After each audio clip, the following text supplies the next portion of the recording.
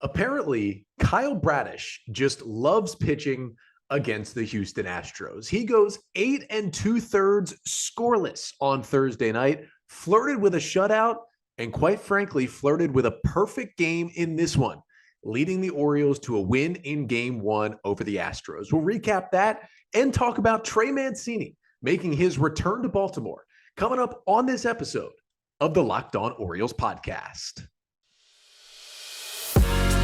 You are Locked On Orioles, your daily Baltimore Orioles podcast. Part of the Locked On Podcast Network, your team every day.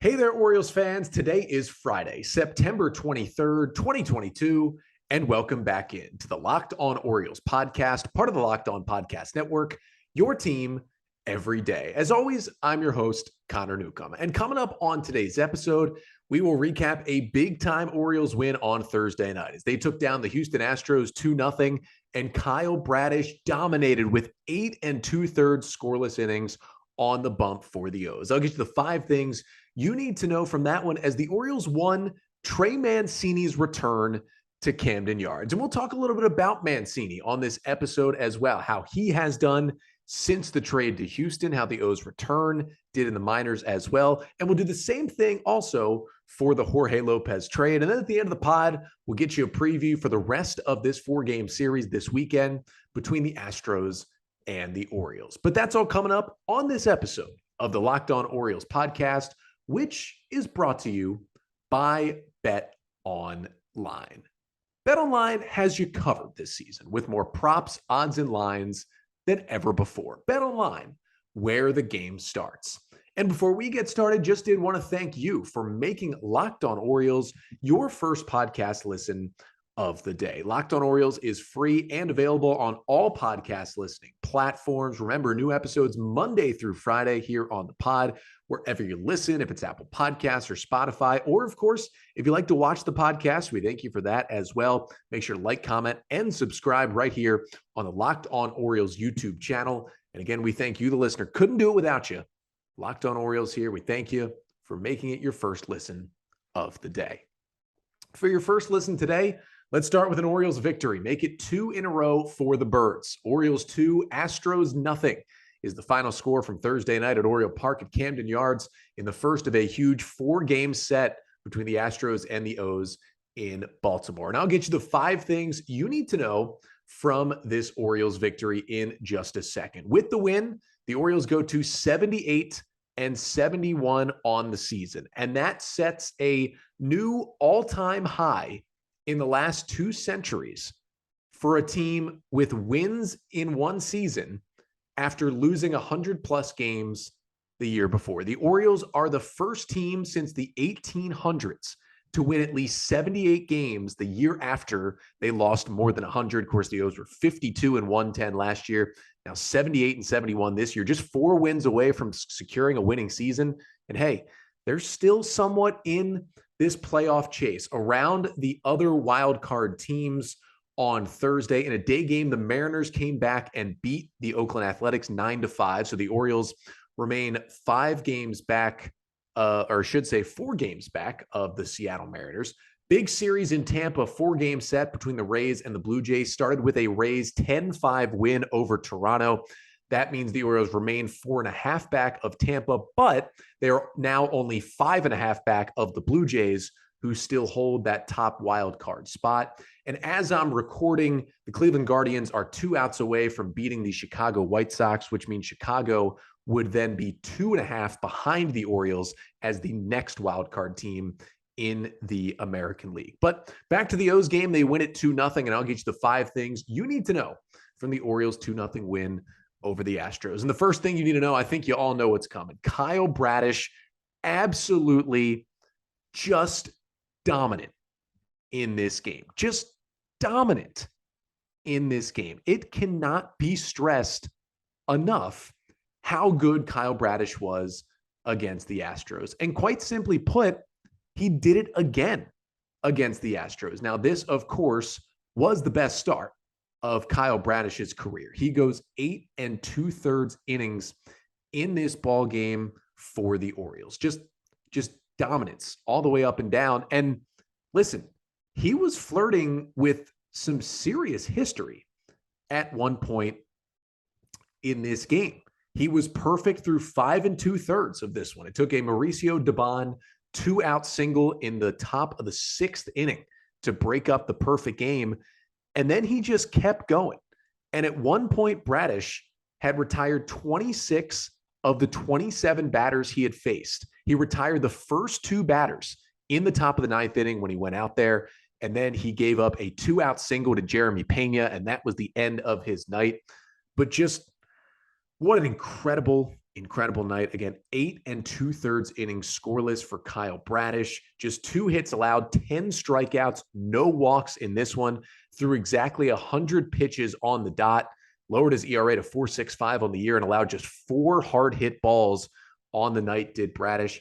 It was just ridiculous what he did to this Astros lineup. I mean, 10 Ks, just rolled through them, and he outpitched Justin Verlander. The American League Cy Young favorite, maybe at this point, was on the other side. Verlander was solid, 2 runs over 6 innings, but he certainly wasn't Kyle Bradish tonight. And what Bradish did is pretty much what Kyle Bradish did the last time that he faced the Astros. Remember, when he faced the Astros back on August 26th in Houston, Bradish went 8 scoreless in that one in a 2-0 Orioles win. And he only struck out 6 in that game. He did also walk 2, but again, it was only 2 hits. And if you remember back then, he threw a whole lot of breaking balls. Bradish threw 96 pitches that last time against the Astros. It was 49 sliders and 33 fastballs. That's what he mainly went with.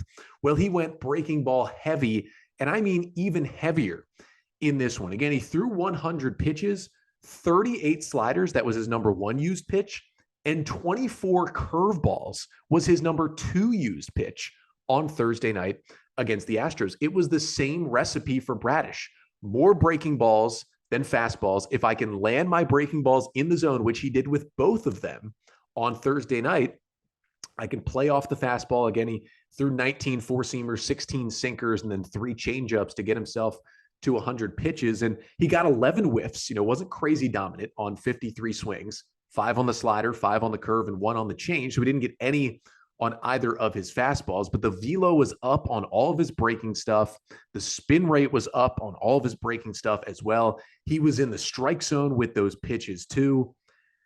It was so fun to watch. And I was in the ballpark watching this thing live. Thought I was watching history. I got my Gunnar Henderson shirt right here. But I mean, he was just incredible in this game. And if you add on Jordan Lyles' complete game on Wednesday night, they are the first 2 Orioles pitchers to pitch more than 8 innings in back-to-back games since Chris Tillman and Scott Feldman did it for the Orioles back on July 21st and 22nd of 2013. That was right after the Orioles had acquired Feldman that season. Just incredible starting pitching from Kyle Bradish. If he drops in that breaking ball for a strike, and then he can get you to chase it, and he can lean on the fastball to get some early count called strikes, he's almost unhittable. We saw it last time against Houston. We saw it this time. We saw it, when he pitched in St. Louis back in May when he struck out the 12 batters. He had his command issues early in the season. I get it. But when he hones his stuff in, he's got ace-type material out there on the mound, and that is certainly what we saw on Thursday night. Second thing you need to know from this one is that Kyle Bradish was amazing, incredible, but Brandon Hyde pulling him when he did was 100% the correct move in that situation. So Bradish had thrown 88 pitches through 8 scoreless innings in this one. Now, Felix Bautista was warming, just kind of tossing with 2 outs in the 8th, but Bradish gets the final out of the 8th inning at 88 pitches. And the 8-9-1 part of the Astros order was due up. Now, the 9-batter Dubon was the only guy to reach against Bradish when he had that single in the 6th inning, but Hyde sends Bradish back out there with a 2-0 lead and 88 pitches. And, well, Bradish does just go to work, as he should. The pitch count is low, perfectly the right move by Hyde to send him back out there. And he starts the 9th. He strikes out Yainer Diaz. Then he strikes out Mauricio Dubon, and all of a sudden, you've got 2 outs. He's at 99 pitches. You got nobody on base and a 2-0 lead. And Jeremy Pena comes up, who had already had an 0 for 3 in the game. And on the first pitch, Pena rockets a single, 104 off the bat into left field, a 2-out single, and it brings the tying run to the plate. Now, Felix Bautista was warming throughout the 9th inning, was ready to go at any time. And my belief that Brandon Hyde's, what he told Kyle Bradish and what was in his head was, you are pitching until a base runner gets on. And when a base runner comes on, one of the most dominant closers in baseball, Felix Bautista, will come into the game. And I get a lot of people, including myself, wanted to see Bradish potentially finish out a complete game shutout against one of the best offenses in baseball in the Houston Astros. I know they didn't have Jose Altuve, but still, it's a pretty good lineup.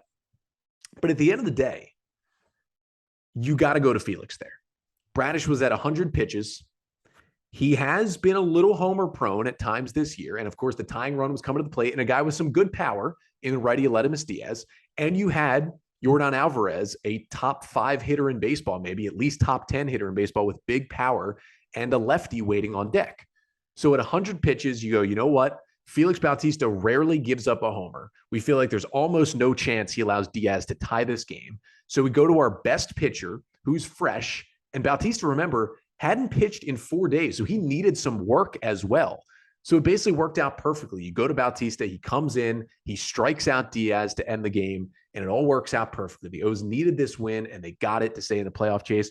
Yeah, do I wish that Bradish would have gotten the complete game shutout? Of course. But the only way he was going to be allowed to do that is if he went 1-2-3 in the 9th. Because if Yainer Diaz would have led off the inning with a single, Bradish would have been out then. If Dubon would have had a 1-out single, he almost walked Dubon. It was a 3-2 count. If he would have walked him, he would have been out then. So at the end of the day, Hyde made the right move, and it worked out for Bradish, Bautista, and for the Orioles. Third thing you need to know from this one, speaking of Felix Bautista having 4 days off, Rougned Odor had 4 days off as well, but he was right back into the Oriole order, hitting 8th and playing second base on Thursday night. And wouldn't you know it, Odor had the only hit that drove in any runs in this game. He was, at least on offense, the hero for the Orioles. In the second inning, after Anthony Santander was retired to start the frame, Ryan Mountcastle and Terrin Vavra had back-to-back singles. Kyle Stowers had a little weak grounder. He was thrown out at first. There were runners at second and third with 2 down in the second inning. And Rougned Odor stepping to the plate for his first plate appearance against the Cy Young favorite in Justin Verlander. And he gets a high fastball. He puts a good swing on it, and Odor just deposits a single into right center field, a 2 RBI hit to give the O's a 2-0 lead early. And that would be the difference in this game. And Brandon Hyde, talked about Rougned Odor and Terrin Vavra actually before Wednesday's game. And he basically said that, look, we're still going to play Odor from time to time, but he's going to move Odor to more of a bench role. He kind of thanked him for everything he's given the Orioles this year, but said they wanted to get more to look at other guys. And the other guy really they're getting more of a look at is Terrin Vavra, who, of course, was in the starting lineup Thursday as well. But they're going to pick their spots for Odor. He's still going to play from time to time. And nobody in this Oriole lineup has faced Justin Verlander more than Rougned Odor. He had 39 plate appearances against Verlander before this game, just because they've both been around for a while, pretty much always in the American League, and they were in the same division for a couple years. They've seen each other a good amount. So it made sense for Odor to be in this order, and he comes through with the 2-run single that ended up being the only runs in this game. But I mentioned Terrin Vavra, and the fourth thing you need to know from this one is that, well, the kids got a chance to play again, and the kids produced again for the Orioles. Of course, they had all 4 rookies in the lineup once again in this one. Adley Rutschman catching, batting second. Gunnar Henderson playing third base, batting third. Terrin Vavra was in left field, batting sixth, and Kyle Stowers in right field, batting seventh. Now, Adley had an 0 for 4 with a strikeout. Gunnar Henderson had an 0 for 3 with a strikeout. They each had a hard hit ball, but you had Terrin Vavra, a 1 for 3 with a single, 2 hard hit balls, and a run scored. Kyle Stowers also had a 1 for 3 with a single in this game. He hit that ball hard as well. And they're continuing to produce. And listen, they both came out for defensive replacements at the end of this game. McKenna replaced Stowers in right field, and Hayes replaced Vavra in left field defensively for the final 2 innings, which made sense. The Orioles holding on to a slim lead. They're both better defenders in the outfield than Stowers and Vavra are, but I'm okay with that being the roles kind of for the rest of the year. I mean, if you want to use McKenna and Hayes in those spots, sure, but got to get Vavra and Stowers there at bats. They got them, and it paid off once again for the Orioles. And the fifth and final thing you need to know from this one is that, of course, on the other side of the docket, It was a special day for Orioles fans as Trey Mancini made his return to Baltimore, made his return to Oriole Park at Camden Yards, hitting sixth, playing first base for the Astros. And he had already faced the Orioles, of course, in that late August series in Houston, but his first return to Camden Yards since being traded to the Astros back on August 1st. And it was emotional. I was in the ballpark about 10 or 15 minutes before first pitch. There was a great video tribute to Trey before the game when they were announcing the Astros starting lineups. Played a great video for him. He took his cap off, waved it to the crowd. And then when he came up for the first time in this game in the top of the second inning, and he got his name announced, they played, his normal Orioles walkout music with the video and everything. And the standing ovation that he got, with me in it included, was just incredible. An awesome, awesome scene at Oriole Park on Thursday night.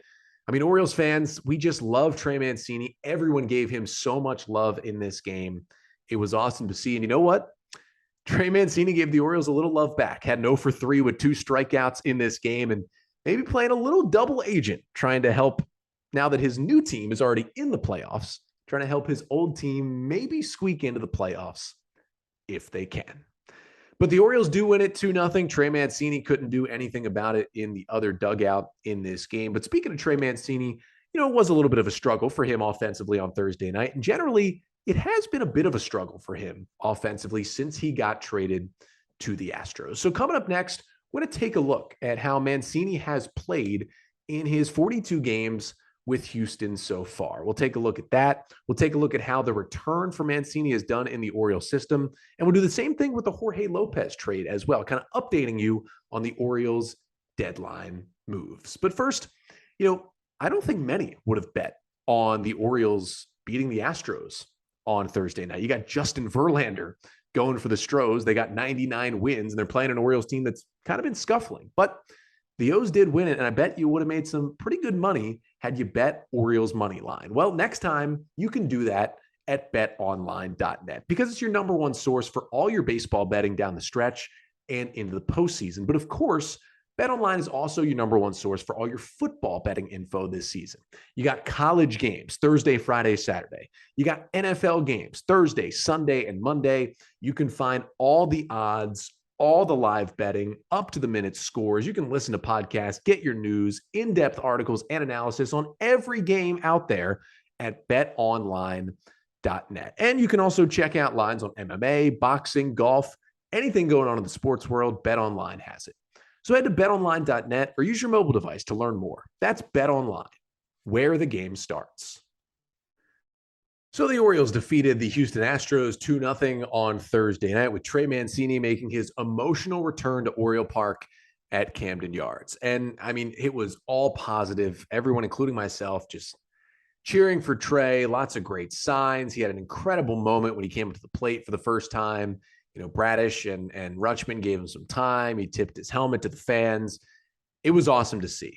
And then Trey stepped in there and he went 0 for 3 with 2 strikeouts. And that's kind of been the story for Trey Mancini since being traded to the Astros back on August 1st. And wanted to update everyone on just how Trey's been doing in another uniform because the Orioles are all he's known since they drafted him in 2013. But with the new team, he hasn't been as good with Houston so far. Of course, the Orioles sent him over to the Astros in a 3-team trade that involved the Rays as well back on August 1st, a day before the trade deadline. The Astros got Trey Mancini. They got a prospect from the Rays as well. The Rays got Jose Siri, the Astros outfielder, and the Orioles got right-handed pitcher Chase McDermott from the Astros and right-handed pitcher Seth Johnson from the Rays, 2 AA level prospects. But for Trey, since going over there, it was interesting. He, homered a couple of times early in an Astros uniform. And then, he didn't really play a lot for a bit. Was kind of in there like once every third day. But recently, especially in September, he's basically been playing every day, whether it's DH, first base, or left field for the Astros. But offensively, it probably hasn't gone as Trey Mancini would like. So in his 92 games and 401 plate appearances with the Orioles this year, Mancini hit .268 with a .347 on base and a .404 slugging. He had 10 homers. He had a .116 WRC plus, about a 9% walk rate, and 21% strikeout rate for Trey Mancini. Now, obviously, much smaller sample size with Houston. This was going into play Thursday, these stats. So this doesn't even include the 0 for 3 with 2 Ks on Thursday night. But in his 41 games with Houston, 153 plate appearances, hitting just 193, a much lower average, with a much lower 281 on base percentage. The 407 slugging is basically the same. He does have 8 homers in much less time. Now, most of that has to do with nobody was robbed by Mount Baltimore out in left field more than Trey Mancini this year. And the Crawford boxes in Houston are about some of the easiest places for a right-hander to hit a homer, so he's definitely feasted there. But in general, 116 WRC plus with the Orioles, just a 96 WRC plus with the Astros, meaning he's been 4% worse than the league average hitter when he's been in a Houston uniform. His walk rate has been up a little bit, but it's only been up by about 1%, while his strikeout rate has gone up more than 5% in a Houston uniform. And you kind of look like, well, what changed? And obviously the big thing that changed is he moved to Texas. He's playing for a completely different team. He's a completely different spot in the lineup. You know, he's hitting 6th or 7th instead of 3rd or 4th every day. He's on a better team as well. As we know, the Astros right now are about to hit 100 wins and have, locking up their division. But at the end of the day, he did mash fastballs in an Oriole uniform. And Trey seeing much less fastballs with the Astros, seeing 5% less fastballs with Houston. That was the pitch he clobbered with the Orioles. Isn't seeing them as much, seeing more breaking balls, and that's why he's swinging and missing more. And he's also chasing those breaking balls out of the zone. His chase rate is up 5%. It was just shy of 32% with the Orioles. That's the percentage of pitches outside the zone that he swings at. His chase rate is up at 37% with the Astros. So more breaking balls means more breakers out of the zone and more balls that he's chasing as well. And, he wasn't definitely a lefty masher with the Orioles this year like he was at times earlier in his career, but all his stats specifically against lefties have gone way down. I mean, he hit 252 against lefties with the Orioles, hitting just 217 against lefties with the Astros. And here's one thing that maybe some people wouldn't factor in, but I think is definitely a factor. As we know, the Orioles tried to play Trey Mancini, a little bit in left field, mostly in right field this season, just to show that he could still play the outfield. He did it more earlier in his career. But the Astros are playing him in the outfield way, way more. And this is a pretty jarring stat. So remember, he had played 92 games with the Orioles. He has now played 42 games with the Astros. So less than half the games with Houston. Yet with the Orioles this year, he played exactly 100 innings in the outfield. He has already played 105 innings in the outfield with Houston. So he's playing the outfield defensively at a much higher rate. And a lot of that has to do with the fact they already have another first baseman in Yuli Gurriel, and they also kind of have another DH in Yordan Alvarez. Now, Alvarez did play left field defensively on Thursday night. He does do that from time to time, but I would honestly trust Trey Mancini out there more than Alvarez. Mancini moves around a little better, although Alvarez did make a couple of nice plays on Thursday night. But Trey's playing out there a lot. It's shown to be somewhat of a tough position for him, and it might be cutting away at his offensive production. I think if he was just first base DH like he generally was in Baltimore, probably be hitting better for this Houston team. But maybe it's taken a little bit of a toll on him. Now, I get that he's been worse in an Astros uniform. Of course, he has offensively. I still think an Orioles offense that has struggled recently could certainly use Trey Mancini. I'm still not a fan of the trade, but, he has not played as well in an Astros uniform. Now, on the flip side for the Orioles, the two pitchers they got back, of course, the righty Seth Johnson got Tommy John surgery basically right after the trade was made. I don't think we see him pitch even until 2024 at this point. And the other pitcher they got was the right-hander Chase McDermott, who went to Aberdeen immediately after the trade, made 2 really dominant starts, and the Orioles said, all right, you're ready for Double-A. So they sent him up to Double-A Bowie, and McDermott did struggle a little bit in Bowie. In 6 starts with the Bay Sox this year, he had a 6.08 ERA. Now, in 26 2/3 innings, he only allowed 17 hits. He struck out 36 batters, which is a really good rate. Here was the issue. He walked 20 batters in 26 2/3 and allowed 7 home runs in those 6 starts with Bowie. So he wasn't giving up a lot of hits. He was striking out a lot of guys, but it was walks and homers that got that ERA to 6.08, despite the fact that opponents hit just 179 against McDermott in Double-A. So you can tell the stuff is there, but he definitely has to hone in the command. So as I was kind of looking through this Mancini trade and what they've done recently, I figured, why not give an update on Jorge López as well? Of course, the other player that the Orioles traded at the deadline, they sent López, who was their closer at the time, to the Minnesota Twins for 4 pitching prospects: Cade Povich, Yenier Cano, Juan Nunez, and Juan Rojas. And Trey Mancini has definitely been worse as an Astro than he's been with an Oriole, but he's still been productive for the Astros. I don't even know if you can say the same thing for Jorge López with the Twins. It has been a nightmare for López in Minnesota. Now, with the O's, he was outstanding this year, moving to the bullpen, winning the closer role. In 44 appearances with the Orioles this season, Jorge López had a 1.68 ERA in 48 and a third innings, 10.1 strikeouts per 9, 3.2 walks per 9, a 60% ground ball rate with that nasty sinker for Jorge López. Then he gets traded to Minnesota. They put him in the closer role. He gets a couple of saves, blows 1 or 2.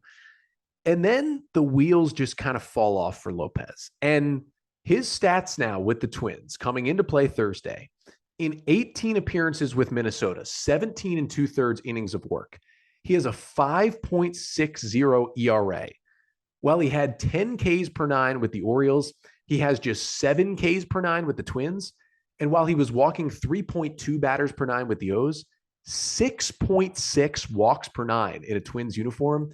And his ground ball rate is down 8% to just 52% for López in Minnesota. It's been a disaster.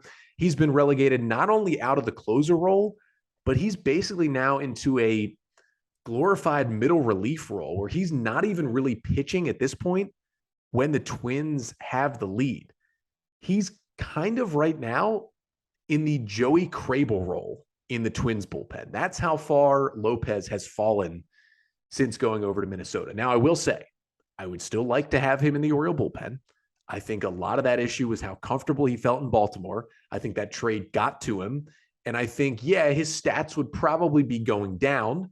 I don't think he'd still maybe be the Oriole closer if he was still in Baltimore. But I think he'd still be much better than he is in Minnesota. And I think he'd still be a productive member of the Orioles bullpen at this point had he stayed in Baltimore. Now, he's getting hit hard way more. Hard hit rate was under 30% with the O's. It's at 43% with Minnesota. His whiff rate is down. The contact rate is up. Everything just going wrong for him. On the flip side, for the Orioles and what they got back, they got 4 pitchers back. Now, Cade Povich was the top arm they got back, the lefty who we had on this podcast a few weeks ago. Make sure and go back and listen to that episode. In 23 and a third innings with the Bowie Bay Sox this year for Povich, not amazing. 6.94 ERA. Now, 26 Ks to 11 walks is better, but he certainly did have his struggles. Yenier Cano, the right-hander who went to AAA, did have 1 terrible appearance in the big leagues with the Orioles. With Norfolk, 12 and 2/3 innings, 5.68 ERA, 10 Ks, and 6 walks. So not amazing from what we've seen from him, although he does have a good changeup. The success really has come from the 2 lower-level guys, the 2 pitchers they got out of the FCL. Juan Nunez was immediately called up to Delmarva. He's a 21-year-old right-hander, 14 and 2/3 innings, a 1.23 ERA with Delmarva. Here's the weirdest stat I've ever seen. In 14 and 2/3 innings, Juan Nunez struck out 7 batters and walked 13 batters, 13 walks to 7 strikeouts, and still had a 1.23 ERA. Just avoiding hits. Kind of impressive, really, if he gets that command together. And then you have Juan Rojas. He's an 18-year-old left-hander, 8 and 2/3 innings in the FCL with the Orioles, no runs allowed, 12 Ks to just 5 walks. So some of those guys worked out, but I think the O's bullpen could have used Jorge López, but it definitely it stinks to see him struggle this much in a Minnesota uniform. I wish him all the best. I hope he figures it out again with the Twins because it's been rough to watch after such a great start to his year in Baltimore. But that's kind of your Mancini and López update. Mancini and the Astros, they'll be right back at it here on Friday night trying to beat the Orioles and even up this series. And coming up next, I'll get you a preview of the final 3 games of this series between the Orioles and the Astros. So the O's took game 1 from Houston 2-0 in this series. Kyle Bradish dominated 8 and 2/3 scoreless in this one. Now the O's try and at least get a confirmed split in this series. If they can get game 2 here on Friday night. As we'll preview quickly the final 3 games of this series before I get you out of here today. And it starts with a Friday night game here tonight. 7:05 p.m. Eastern time is the start for this one. Jose Urquidy will be the starter for Houston. The 27-year-old righty has a 3.96 ERA in 157 innings for the Astros this season, although he has been getting hit hard in his last couple of starts. Last time out against Oakland, 6 innings, 6 runs on 7 hits. And the start before that against the Angels, 5 innings, 6 runs on 10 hits. Let me tell you, those are 2 not very good offenses. He got dominated by those offenses. When he faced the Orioles back on August 27th, 5 innings, 3 runs on 4 hits, 5 Ks, 3 walks, and the O's hit 2 home runs against him. Santander and Hayes got him in that one. On the flip side, it'll be Dean Kramer going for the Orioles in this one. The right-hander has a 3.33 ERA in 105 and a third innings of work this year. His last start out there was not his best. He was able to kind of scratch through one in Toronto over the weekend. 5 2/3 innings, 2 runs on 4 hits, 3 strikeouts, 5 walks, a home run allowed, and a hit batter in that Sunday game that the Orioles did win. He did pitch in Houston also on August 27th, and he dominated. 7 2/3, 1 run on 4 hits, 3 Ks, and no walks. Orioles hoping that Kramer can repeat that here on a Friday night. Then we move to the Saturday game, also a 7:05 p.m. Eastern time start. And Framber Valdez will get the ball for the Houston Astros. Valdez having an unbelievable season. The 28-year-old lefty, a 2.57 ERA now in 185 2/3 innings. It's honestly ridiculous what Framber Valdez is doing right now.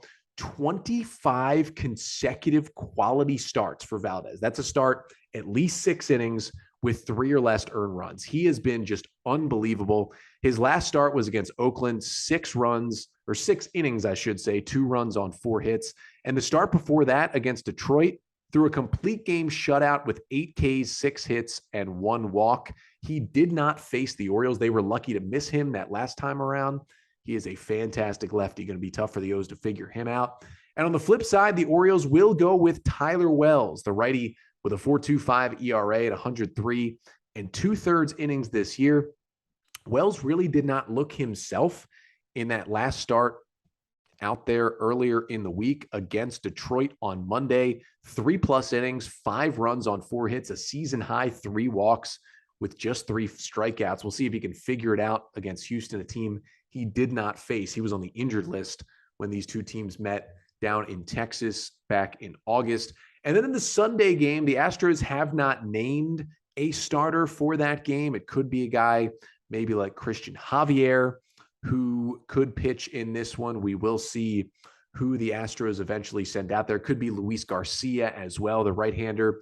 But we know who the Orioles will throw in that 105 game on Sunday. It will be Austin Voth as the right-hander who has a 4.32 ERA, but a 2.8 ERA since coming over to the Orioles from the Nationals. His last start was against the Tigers on Tuesday. 5 innings, 2 runs on 6 hits, 3 strikeouts, and no walks in that one for Austin Voth, who again has just been so much better in an Oriole uniform. And he did make a start in Houston in that series in August on the 28th. 6 innings, 1 run, 1 hit, 4 Ks, and 3 walks for Voth in that one. So the Orioles looking to keep up this trend. Look, they're now 3-1 against the Astros this year. Their starting pitchers have dominated a great Houston lineup. We'll see if they can keep it up this weekend. And then I'll be back with you on Monday recapping the rest of this 4-game series between the Orioles and the Astros, getting you my 3 big takeaways from the Orioles weekend. Hopefully, the O's have a series win, and maybe they've gained a little ground this weekend as you've got the Rays playing the Blue Jays and the Mariners taking on the Royals the rest of this weekend in the AL wildcard chase. But I'll be back with you to recap it all on Monday. Until then, I'm Connor Newcomb, and this has been the Locked On Orioles podcast, part of the Locked On Podcast Network. Your team every day.